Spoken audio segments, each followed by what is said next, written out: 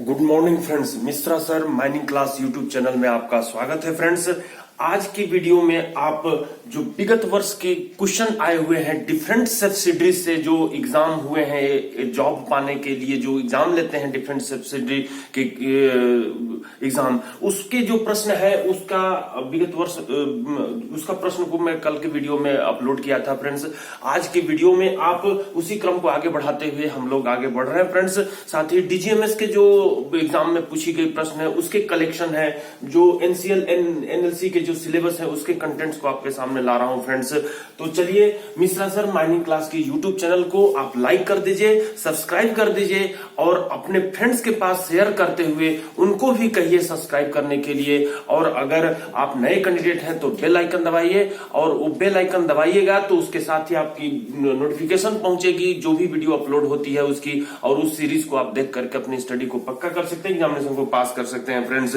Job को पा सकते हैं। यहाँ पर अपन लोग जो एनसीएल एनएलसी के सिलेबस में जो आपको दी हुई है, working at height, reclamation, mining sardar duty, misfire in open cast mine, number of surveyor assistant manager, cop for machine, यहाँ पर मैं आपके सामने लेके आ रहा हूं misfire in open cast mine, यानी कि ओपन कास्ट माइन में जब मिस फायर हो जाती है तो उसको हम लोग कैसे डील करते हैं, इस संबंध में मैं आपका सामने आज की वीडियो के लेकर के आया हूं। तो देखिए, सबसे पहले तो आप जैसे ही ब्लास्टिंग करते हैं और आपको बेंच की प्रोफाइल को देख करके, यहां पर आपको दिखाई दे रही होगी कि ब्लास्ट बेंच की जो प्रोफाइल है उसको स्टडी करके आपको पता करना है कि मिस फायर होल कहां पर है। तो ये ब्लास्टिंग बेंच की मिस फायर को, ब्लास्टेड बेंच की प्रोफाइल को देख करके मिस फायर होल को आपको डिटेक्ट करना, पहला काम आपने कर लिया। सेकंड काम में हम लोग करते हैं कि अगर कोई डाउट होती है आपको कि यहां पर मिस फायर हुई है तो उस स्पॉट को लोकेट करना है। उसको लोकेट किस चीज से करेंगे फ्रेंड्स? हम लोग रेड फ्लैग लगा करके करते हैं। उस पूरे एरिया को कोर्डोन करके, यानी कि घेर करके हम लोग उसको जो है फेंस करके हम लोग उसको लोकेट करते हैं। उसके साथ ही उस एरिया में जहां पर आपको दिखाई दे रही है कि शॉर्ट होल जो है मिस फायर हुई है, तो उसको जहां तक पॉसिबल हो विदाउट किसी लोहे या अन्य चीज का हम लोग क्लीन करने का कोशिश करते हैं। तो क्लीन कर दिए। अब क्लीन करने के बाद जो चौथी काम है आपको locate the misfire hole, आपको जो है मिस फायर होल लोकेट हो गई, मिस फायर होल आपने लोकेट कर दिया, तो ये आपकी मिस फायर होल लोकेट हो गई। उसके बाद जो है, अगर आप बारूद के रूप में ANFO ammonium nitrate fuel oil use किए हैं तो ये जो है पानी के साथ आसानी से घुल जाती है, जिसके कारण हम लोग वाटर फ्लश उसमें करते हैं। वाटर फ्लश करने से अमोनियम नाइट्रेट डिसॉल्व हो जाती है और वो जो है हमारा सेफ हो जाता है। अगर आप अदर एक्सप्लोसिव यूज किए हैं तो उस केस में हम लोग वाटर जेट उस होल में डालते हैं, पानी का प्रेशर डालते हैं, जिससे जो है स्टेनिंग मटेरियल टेक आउट हो जाता है, बाहर आ जाता है। तो ये वाटर जेट एक दूसरी प्रोसेस हो गई। पहला जो आपने देखा कि वाटर फ्लश करना, दूसरा जो है आपने देखा कि वाटर जेट करना। अब यहाँ पर नेक्स्ट नंबर में यदि केस जो है स्ट्रीम है, कहने का मतलब कि भयावह केस है जिसको आप नहीं कर पा रहे हैं, तो फिर हम लोग 1 मीटर, एक या एक से अधिक होल जो है, जिसको आप लोग रिलीविंग होल कहते हो, एक या एक से अधिक होल आप रिलीविंग होल जिसको कहते हो, रिलीविंग होल दे करके हम लोग जो है उसको दूर टेक आउट करने का प्रयास करते हैं। तो यहाँ पर रिलीविंग होल जो हम लोग देते हैं वो 1 मीटर से कम अंतराल पर नहीं देना होगा। ये चीज ध्यान में रखिएगा आपको कि 1 मीटर से कम अंतराल पर आपको यहाँ पर क्लोजर, 1 मीटर से क्लोजर पर आपको जो है मिस फायर का होल, रिलीविंग होल नहीं देना है। तो उसको आप रिलीविंग होल लगा करके मिस फायर होल को यूजुअल मैनर से आप डिटेक्ट डील करने का काम करते हो। फ्रेंड्स,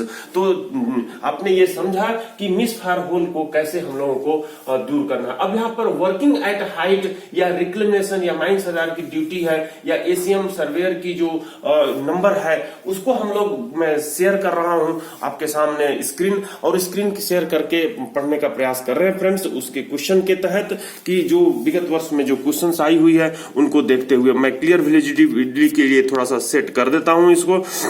प्रॉपर वे में। तो आपके सामने क्वेश्चन नंबर 52 दिखाई दे रही होगी। ठीक है फ्रेंड्स,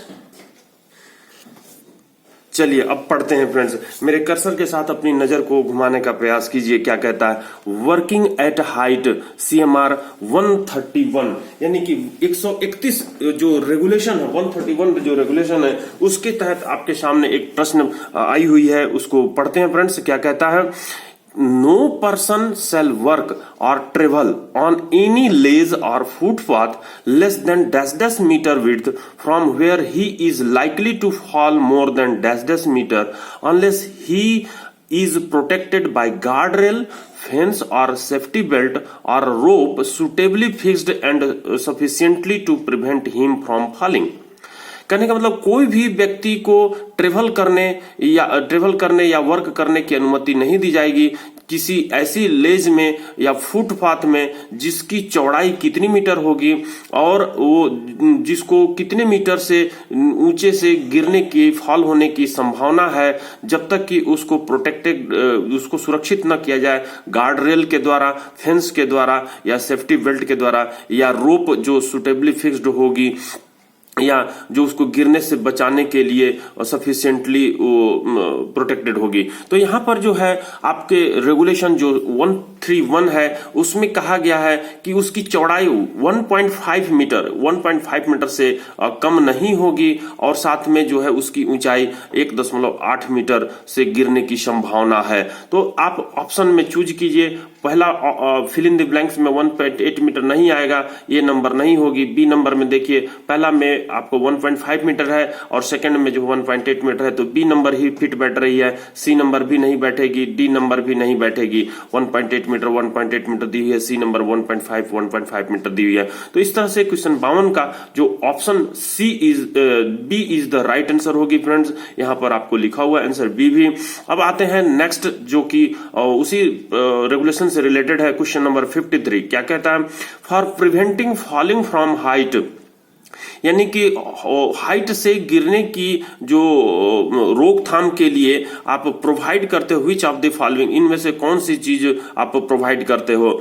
ए नंबर प्रॉपर वॉकवे, प्रॉपर जो है वॉकवे, आने जाने का जो रास्ता है वो सही रास्ता प्रदान करते हो। बी नंबर स्टेयर्स प्रदान करते हो या लेडर वे प्रदान करते हो, सीढ़ी प्रदान करते हो विथ हैंड रेल के साथ प्रदान करते हो। सी नंबर गार्ड देते हो या स्टेजेस बनाते हो and platform with fencing, platform बनाते हो फेंसिंग के साथ, ऑल दी अबव। तो यहां पर आप पढ़े होंगे 131 का जो रेगुलेशन है उसमें ये बात कही गई है कि सभी चीजें वॉकवे के लिए आप फॉलिंग, हाइट से फॉलिंग के लिए आप जो है प्रिवेंट करने के लिए प्रदान करते हो। तो ऑल ऑफ दी अबव आप इसको टिक लगा के आगे की ओर बढ़ सकते हैं फ्रेंड्स। अब देखिए नेक्स्ट जो आपकी टर्म दी हुई है जिसमें क्वेश्चन नंबर 54 क्या कहता है? A system of check list and issuing of work permit shall be maintained by which person where any such work in mine which involve working at height and the danger associated। तो यहाँ पर कोई व्यक्ति जिसको ऊंचे स्थान पर काम करने की जो अनुमति दी जाती है और लिस्ट ऑफ चेक लिस्ट जो बनाते हैं, चेक लिस्ट की जो सिस्टम तैयार करते हैं और वो इशूइंग ऑफ वर्क परमिट, उस वर्क की परमिट की जो इशूइंग है वो कौन करते हैं और उसको मेंटेन करते हैं, विच पर्सन, किस पर्सन के द्वारा उसको मेंटेन की जाती है, परमिट दी जाती है। तो इसमें ऑप्शन देखते हैं फ्रेंड्स, जो कहता है कि A number manager, B number agent, C number both above, D number engineer. तो यहाँ पर जो है मैनेजर और एजेंट ही जो है परमिट करते हैं, issuing of work permit shall be maintain by which person. तो मैनेजर एंड एजेंट ही होते हैं जो कि उसको परमिट देने का काम करते हैं। तो ऑप्शन आप सी को टिक लगा के आगे की ओर बढ़ सकते हैं। क्वेश्चन नंबर 55 क्या कहता है? COP for working at height shall be framed bye, जो कॉप होती है जिसको आप कहते हो code of practice for working at height, height पर जो काम करने की वर्किंग की जो हम लोग बनाते हैं कोड ऑफ प्रैक्टिस, वो कौन फ्रेम करते हैं? तो A number engineer, B number manager, C number agent, D number both B and C, यानी मैनेजर और एजेंट दोनों। तो यहां पर जो है जो कोड ऑफ प्रैक्टिस बनाने का काम है वो मैनेजर का काम है। आप ये बी नंबर को टिक लगा के आगे की ओर बढ़ सकते हो, जो कि आपके हाइट पर वाली जो 131 रेगुलेशन है उसमें दी हुई है। तो अब नेक्स्ट प्रश्न पे आते हैं फ्रेंड्स, जो कि क्वेश्चन नंबर 56 है। क्या कहता है? All excavation made by an open cast working shall be suitably reclaimed by. यहां पर रिक्लेमिनेशन वाली जो रेगुलेशन है, रेगुलेशन 107, उससे प्रश्न पूछी गई है कि सभी एक्सकवेशन जो होती है ओपन कास्ट माइन में वो सुटेबली रिक्लेमेंट की जाती है। रिक्लेमेंट करने का मतलब कि जो आप कोयला निकालने के बाद गड्ढा बनी रहती है, यानी डिकोल्ड एरिया को आप बैक फिलिंग करके, यानी कि उसमें वेस्ट डंप को डाल करके या अन्य मटेरियल को डाल करके पहले जैसा लेवल सरफेस बनाने का प्रयास करते हो और उस पर प्लांटेशन हैवी या फिर अन्य सुविधाएं प्रदान करने का काम करते हो, जैसा लैंड था वैसा लैंड करने का काम करते हो। तो यहाँ पर जो आपके सामने दी हुई है ए नंबर बैक फिलिंग तो करते ही है, लेकिन सुटेबल जो ऑप्शन होगी उसको अपने को देखना है। बी नंबर बैक फिलिंग और any other means, D number dumping by waste material, D number filling of voids. तो यहाँ पर जो आपके रेगुलेशन में दी हुई है वो बैक फिलिंग और एनी अदर मीन्स दी हुई है। तो आंसर बी को आप टिक लगा के आगे की ओर बढ़ सकते हैं। क्वेश्चन नंबर 57 पढ़ते हैं फ्रेंड्स, ठीक है। The maximum width of waste dump is, waste dump जो होती है उसकी मैक्सिमम विड्थ कितनी होनी चाहिए? A number 30 metre, B number 40 metre, C number 45 metre, D number none of the above. तो यहाँ पर आपको कहा गया है रेगुलेशन जो 108 का 4 नंबर है उसमें बोला गया है कि आपकी जो जैसे ही 30 मीटर से अधिक हाइट होती है तो 30 मीटर से अधिक ऊंचाई का आप बेंच नहीं बनाओगे, और अगर बनानी है, डंप करनी है तो आपको उसको बेंच के फॉर्म में करनी होगी, और उसमें जो ऊंचाई अगर 1 टाइम्स है तो जो चौड़ाई होगी 1.5 टाइम्स होगी।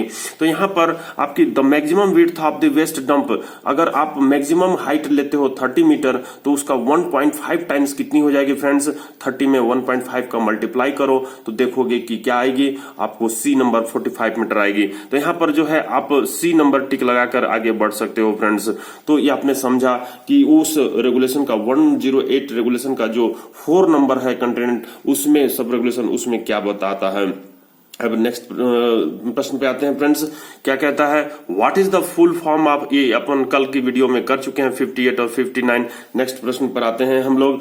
ये हजार्ड वाली जो पॉइंट है ये भी मैं कल कर चुका हूं। अब नेक्स्ट प्रश्न पे आते हैं।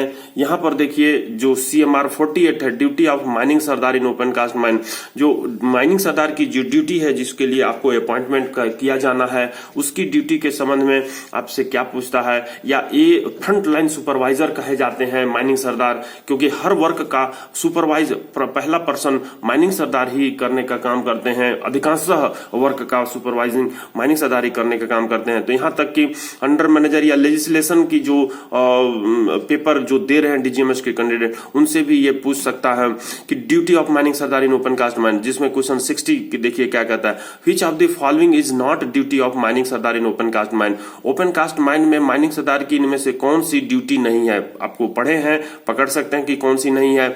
ये नंबर देखिए क्या कहता है। Ensuring the stability of benches, bench की स्टेबिलिटी को इंश्योर करना है। एंड साइड्स और जो फेसेस होते हैं वो प्रॉपरली ड्रेस्ड करनी इनकी ड्यूटी है। तो हाँ फ्रेंड्स, ये तो करते ही हैं। बेंचेज की स्टेबिलिटी इंश्योर करना उनका ड्यूटी है, साथ ही प्रॉपरली ड्रेस्ड कर भी साइड और फेस को करते हैं। बी नंबर देखिए, ensuring the hall road properly maintain, जो हॉल रोड होती है उसको भी प्रॉपरली मेंटेन करके रखनी है। तो ये इसको भी सुनिश्चित करना है, उनकी ड्यूटी हॉल रोड में भी लग सकती है और उनको प्रॉपरली मेंटेन करना है हॉल रोड को। सी नंबर कहते हैं, देखिए, ensuring the stability of dump and implement measures of dust control. तो हम लोग डंप की भी स्टेबिलिटी को सुनिश्चित करते हैं कि कैसे जो है डंप की स्टेबिलिटी बनी रहे। जैसे मैं पिछले वीडियो में बता चुका हूं कि डंप के लिए डेंजर कौन कौन से पॉइंट होते हैं, वो danger associated to the dump में बता चुका हूं। तो उन पॉइंट्स को आपको ध्यान में रखना है और उन्हीं पॉइंट को ध्यान में रखते हुए उसके लिए प्रिकॉशंस मैं बताया हूं, तो उस प्रिकॉशंस को लेते हुए आप इंश्योरिंग करिएगा कि डंप की स्टेबिलिटी कैसे मेंटेन की जाए। और implementing the measures of dust control, dust control की भी मेजर के लिए हम लोग एक अलग से वीडियो डालेंगे, चाहे पहले मैं लेजिस्लेशन के सब्जेक्ट में डाला हुआ मेरे वीडियो की सीरीज को आप देख करके डस्ट कंट्रोल के मेजर्स क्या क्या है उसकी स्टडी कर सकते हैं।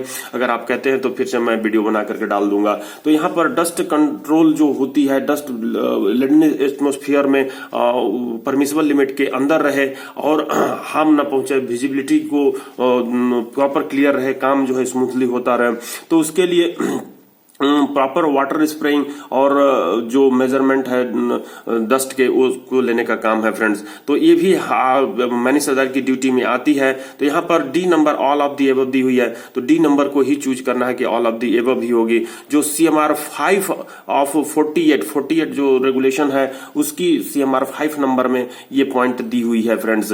अब आते हैं नेक्स्ट प्रश्न में, ठीक है friends.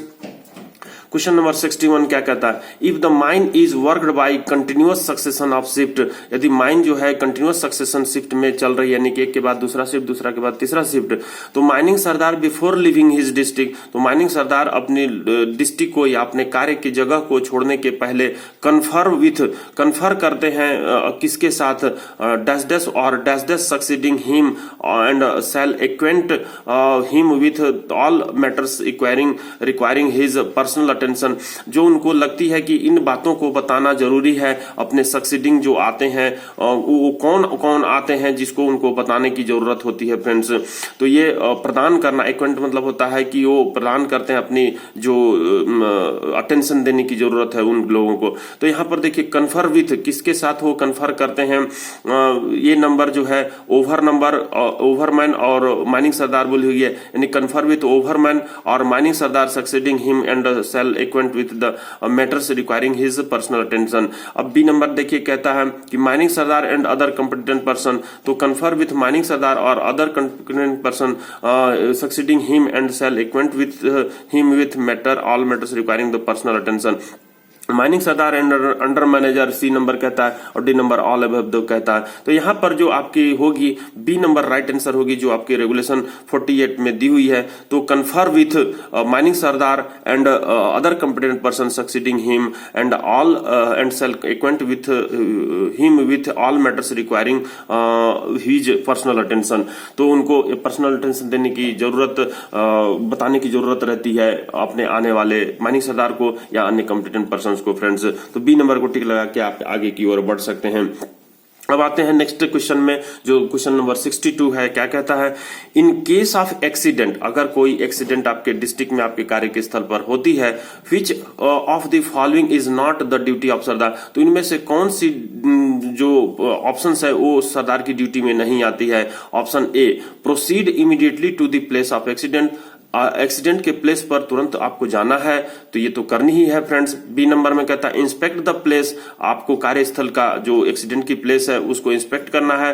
Supervise the rescue operation, rescue operation को भी सुपरवाइज करना है यदि हो सके तो सी बी नंबर भी आपकी सही लग रही है, जो आपकी ड्यूटी के अंतर्गत आती है। सी नंबर कहता है रिपोर्ट और send notice to of the accident to the manager, तो मैनेजर को भी एक्सीडेंट की नोटिस आप जो है रिपोर्ट को सेंड करते हो। साथ ही जो है असिस्टेंट कॉलोनी मैनेजर को भी जो है आप सेंड करते हो रिपोर्ट, और regional inspector of mines, chief inspector of mines.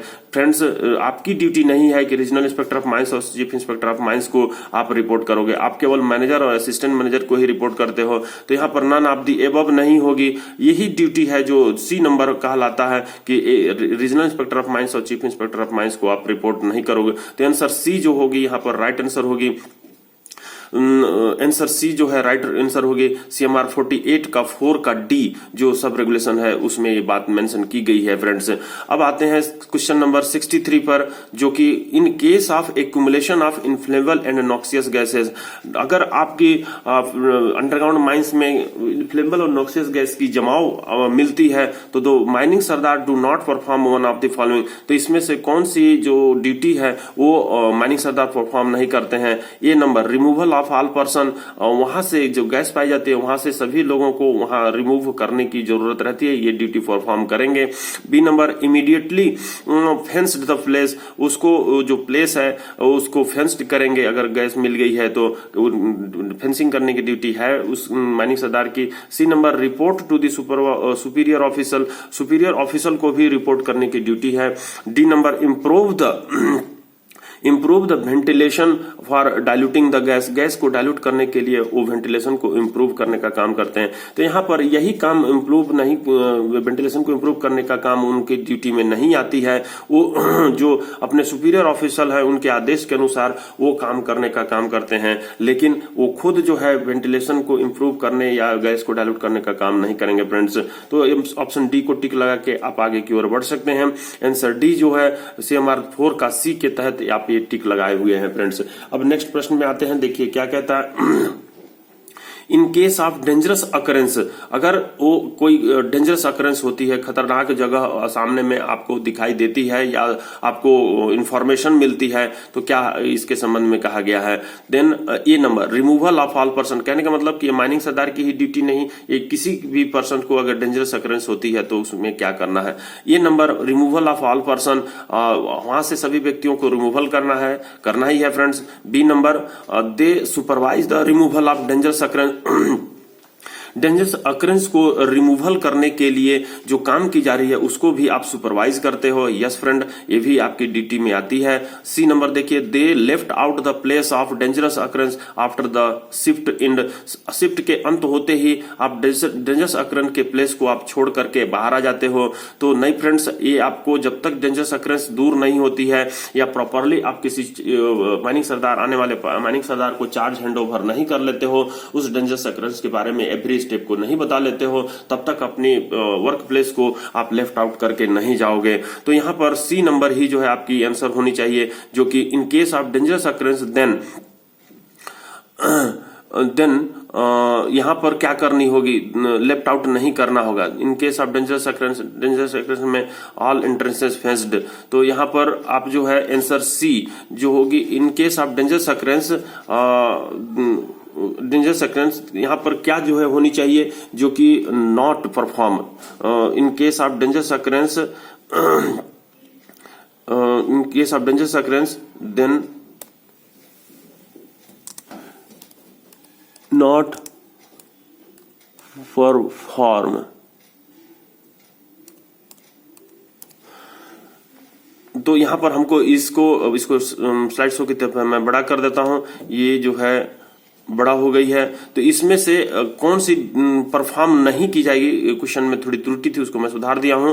तो they left out the place of the dangerous occurrence and after the shift, ये काम उनको नहीं करनी है, नॉट परफॉर्म करनी है।